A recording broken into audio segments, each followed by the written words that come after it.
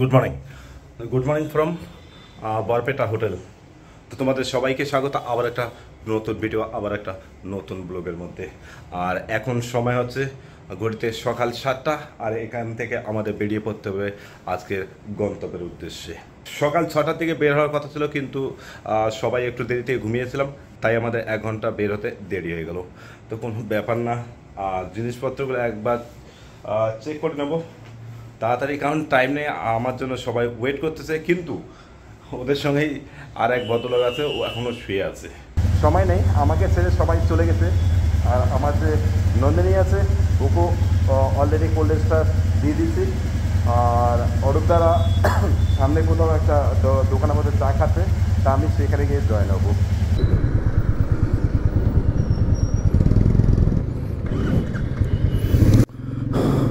জয় বাবা লোকনাথ। ঈশ্বর আজকে জার্নিটা যেন ঠিক মতো করতে পারি। বেরিয়ে পড়লাম আসামের বরপেটা শহর থেকে। আর এই হোটেলটার মধ্যে ছিলাম, এই ডান দিকের হোটেলটার মধ্যে। আর এখন ঘড়িতে সময় বাজে 7:51। আজকের ডেস্টিনেশন হচ্ছে অরুণাচলের সেরেগাঁও, যার দূরত্ব এই আমাদের হোটেল থেকে 230 কিলোমিটার। নেভিগেশনের হিসাব মতো পৌঁছাতে আমাদের সময় লাগতে পারে 7 থেকে 8 ঘন্টার মতো। সকাল সকাল এই যে আমার সামনে যাচ্ছে অরূপদা, মানে মিসিং গ্যাস, এনার সঙ্গে রাইড করার স্বপ্ন সার্থক হলো। আর আমার সব থেকে বড় প্রবলেম হচ্ছে, আমি যত হাই অল্টিটিউডে যাই ততই আমার ঘুমটা মানে হয় না। আর কালকে শিলিগুড়ির থেকে যখন বরপেটা এসেছিলাম রাত 10:30টার সময়, প্রথম ঘুম লাগতেছিল। তারপর রাত 1টার সময় মানে আমার ওয়াইফ ফোন করেছে, তারপর থেকে এখানে যেন ঘুমে আসতেছিল না। তারপর রাত 3:30টা অবধি কোনো ঘুম নেই, তারপর একটু ঘুম হয়েছে। ফের তো আজকে সকাল 6টার দিকে আবার এই অরূপটা ফোন করেছে। আর ঘুম না হওয়ার কারণে কিছুটা ভয় লাগছে। অরূপদা অবশ্য বলে দিয়েছে, যদি ঘুম লাগে কোথাও তাহলে আমাকে বলে দিও। আর আজকে যে জায়গাটা যাচ্ছে সেটা হচ্ছে অরুণাচলের সেরেগাঁও। তো সেরেগাঁওয়ের মোটামুটি পাহাড়ি এরিয়া, তা সমুদ্রপৃষ্ঠ থেকে প্রায় ওই 7,000 ফুট উপরে হবে। তো আমরা উদলগিরি হয়ে যাব। রাস্তার কন্ডিশন এখনও পর্যন্ত ভাই যথেষ্ট ভালো। আমার পিছন দিকে যে স্যাডেল ব্যাগটা আছে, সেই ব্যাগটা একটা মানে ফিতা একটা ছিঁড়ে দেওয়ার মতো হয়ে গেছে। কালকে রাতে যখন জার্নি করতেছিলাম তখন অনেকগুলি গর্ত আর বাম্পারের মধ্যে ভাই, এক তো ছিল বাইক স্পিডে, তো স্পিড থাকার কারণে মানে একটু এই যেমন বাম্পারগুলো, এটা তো ছোটো, আর কালকে ছিল অনেক বড় বড় 2-1টা বাম্পারে গাড়ি এত জাম্পিং করেছে যে ভাগ্যিস পড়ে যায়নি। আগে পেট্রোলটা ভরিয়ে নেই। পেট্রোল দাম কত এখানে? 98-60। জীবনটা খুবই ছোট, আর যে কাজের মধ্যে ব্যস্ত থাকি সেই কাজ করতে করতে যখন একটু ক্লান্ত হয়ে পড়ি, তখন এরকম ছোট্ট রাইডের মধ্যে আমি বেরিয়ে পড়ি। তাই কালকে আবারও বেরিয়ে পড়লাম এই অরুণাচল সফরের উদ্দেশ্যে।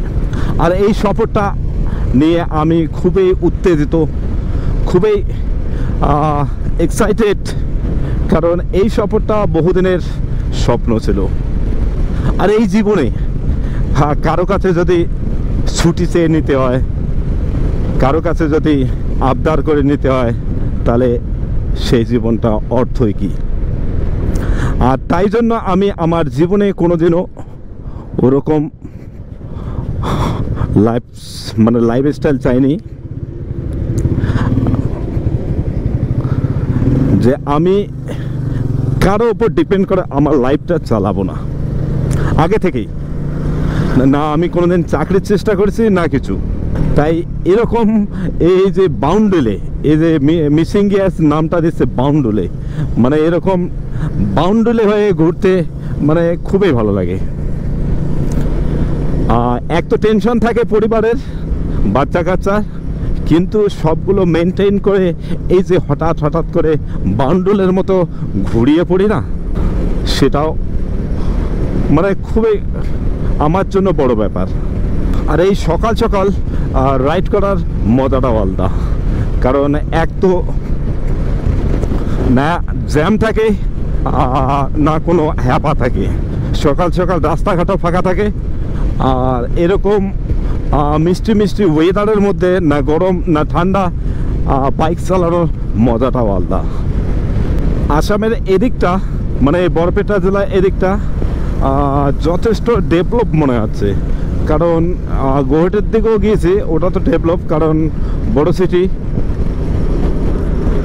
কিন্তু আমার শ্বশুরবাড়ির ওদিকটা মানে নিম্ন আসামের ওদিকে কোকরাঝার, তারপর ওদিকটা কচুগাঁও, ওদিকটা অতটা উন্নত মনে হচ্ছিল না। কিন্তু এই জায়গাটা একটু বেশ উন্নত মনে হচ্ছে।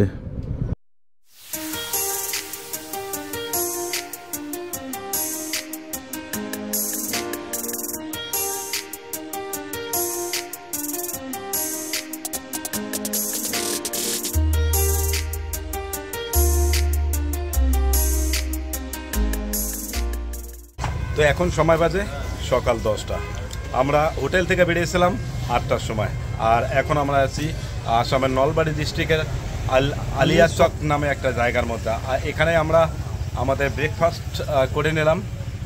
আমার এদিকে আমার সঙ্গে এই যে অরূপদা, দুরন্ত ব্রেকফাস্ট হয়েছে, একদম গ্রামের মধ্যে দিয়ে আসছিলাম, হঠাৎ করে দেখি ভাই গরম গরম পরোটা বাজছে, পরোটা সয়াবিন মটরের তরকারি, তার সঙ্গে একটা আলাদা সুন্দর চাটনি, গজা মিষ্টি গজা ফাটাফাটি, গ্রামের মধ্যে এত সুন্দর টেস্ট। মানে এত সুন্দর রাইড হচ্ছে না, আর সঙ্গে এত সুন্দর খাওয়া দাওয়া হচ্ছে, আর সঙ্গে মানে যা কিছু হচ্ছে সব ভালো হচ্ছে। ব্রেকফাস্ট শেষ, এবার আবার শুরু করলাম জার্নি। আর ব্রেকফাস্টটাও খুব ভালো ছিল, আর আজকে ওয়েদারটাও যথেষ্ট ভালো। মেঘলা মেঘলা ওয়েদার, না গরম না ঠান্ডা। আর এরকম ওয়েদারের মধ্যে এখন বাজে সকাল 10:30। তো এরকম ওয়েদারের মধ্যে জার্নি করাটাও বেশ মজাদার মনে হয়।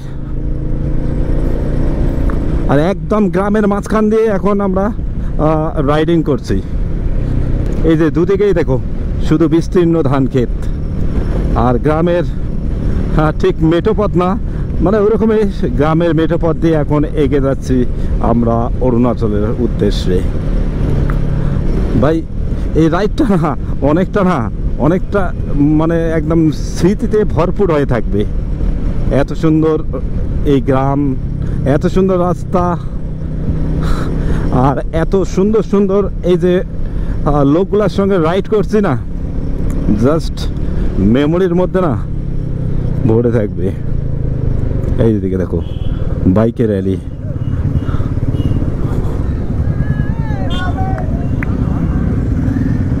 উদলগিরি আরও এখান থেকে 56 কিলোমিটার। উদলগিরি হয়ে আজকে যাব। আর এদিকে দেখো দুদিকে আছে আসামের চা বাগান। ও ভাই বসে বসে চালিয়ে না কোমরটা একদম ব্যথা লেগে গেছে, না দাঁড়িয়ে আর চালালে হবে না। এই যে প্রথম পাহাড়ের দর্শন আমার ডান দিকে, আর সামনের দিকে ওই আফসা পাহাড়টা দেখা যাচ্ছে। তো আমাদের এই অরুণাচল ট্রিপের মধ্যে এই প্রথম পাহাড়ের দর্শন পেলাম। ভুটান 0.5 কিলোমিটার, ভৈরবকুণ্ড 0 কিলোমিটার, তার মানে এটাই আছে ভৈরবকুণ্ড। তো আমরা আছি বর্তমানে ভারত আর ভুটান সীমান্তে। আর ভুটানে প্রবেশ করা আমাদের কারণ হচ্ছে আমরা এখান থেকে যাদের পেট্রোল কম আছে তারা পেট্রোল ভরিয়ে নেবে। আর এখানে পেট্রোলের দাম হচ্ছে 71 টাকা পার লিটার।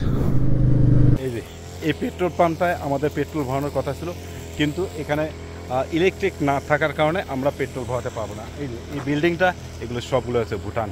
আর ওই যে ওদের ঘাস কাটছে, ওই যে এক আর্মি, ও হচ্ছে ভুটানিস। আর আমার পিছন দিকে রয়েছে সেই ভুটানের গেট। এই যে ভুটানের গেট, এই গেটটা দিয়ে আমরা এন্ট্রি করেছিলাম, আর এই গেটটা দিয়ে আমরা এখন বেরিয়ে পড়ব। এখন যাচ্ছি, এখন টাইম বাজে দুপুর 1:35, আর এখন যাচ্ছি লাঞ্চ করার জন্য। এই তো সামনে।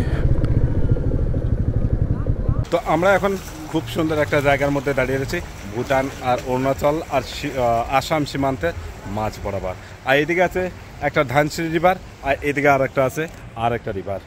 তো দুটো রিভারের মাঝখানে এই একটা সুন্দর একটা হোটেল, এই হোটেলের মধ্যে আমরা বসে আজকে যে লাঞ্চ, সেই লাঞ্চটা করব।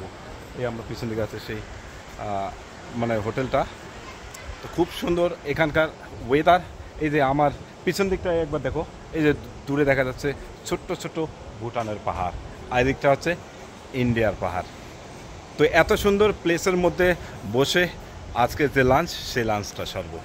আর খাওয়ার মেনুতে আজকে আছে এই যে ভাত, ডাল, তারপর এখানকার স্থানীয় শাক, স্থানীয় লেবু, সঙ্গে পাঁপড় ভাজা, সঙ্গে চিকেন। শুরু হয়ে গেল আসল অরুণাচল রাইড। এই যে অফরোড, জল, কাদা রাস্তা। ও, আরও যদি এখানে বৃষ্টি হয় না, তাহলে এই রাস্তায় চলা মোটামুটি মুশকিল হবে। ভাগ্যিস ভালো কি মাটিটা পিছলা টাইপের না, বালু বালু মাটি, তাই একটু গ্রিপ হচ্ছে চাকাটা, বাইকের চাকার।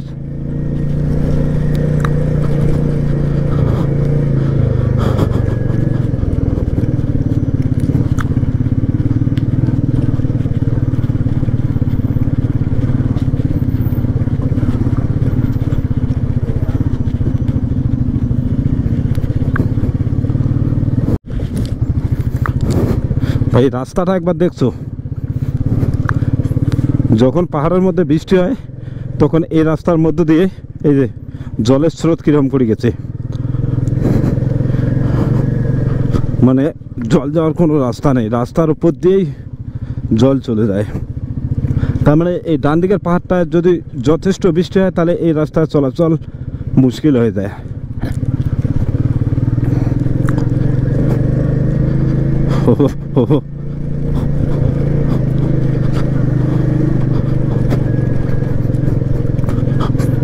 রাস্তা ILP পারমিট দেখাতে হবে এখানে, যাকে বলে ইনার লাইন পারমিট। অরূপদা আগেই গিয়েছে, কারণ ওর কাছে আছে আমাদের সবগুলো পারমিট। জাস্ট অরুণাচলে প্রবেশ করলাম, আর রিমঝিম বৃষ্টি দিয়ে আমাদের স্বাগত জানাচ্ছে। আকাশে মেঘ অতটা নেই, তবুও কেন যেন একটু একটু বৃষ্টির ছিটে ফোঁটা পড়ছে। ও ভাই ভাই ভাই ভাই ভাই, ওই সামনের পাহাড়টার উপরে মেঘগুলাকে জাস্ট লাগছে কি ভাই। তো এখন বাজে বিকেল 4:27, আর এই 4:27-এর মধ্যে কেমন যেন অন্ধকার নেমে এসেছে এই জায়গাগুলোর মধ্যে। আর আমাদের ওদিকটায় সন্ধ্যা নামে সাধারণত এই সময় 5:30 বা 5:15 দিকে, আর এখানে 45 থেকে 50 মিনিট আগেই সন্ধ্যার ভাবটা। এখন বাজে সন্ধ্যা 7টা, আর এই অরুণাচলের সন্ধ্যা 7টা মানে অনেকটা রাতের মতোই প্রায়, কারণ এখানে সন্ধ্যা নেমে গিয়েছিল 4:30টায়। তো কালকের ব্লগটা আমি শেষ করতে পারিনি, অর্থাৎ আসামের বরপেটা থেকে শেরগাঁও পর্যন্ত ব্লগটা, কারণ অনেকটা টায়ার্ড হয়ে গেছিলাম, তাই আমার ব্লগটা আমি শেষ করতে পারিনি। তো বন্ধুরা, আমার আমার বরপেটা টু শেরগাঁও পর্যন্ত ব্লগটা যদি তোমাদের ভালো লাগে, তো প্লিজ আমার চ্যানেলটা লাইক, শেয়ার আর কমেন্ট করতে ভুলো না, ওর সঙ্গে সঙ্গে আমার চ্যানেলটাও সাবস্ক্রাইব করতে ভুলো না। আর আমার পিছন দিকে এই যে যা পাহাড় দেখছো, সবগুলো হচ্ছে, এটা হচ্ছে অরুণাচলের পাহাড়।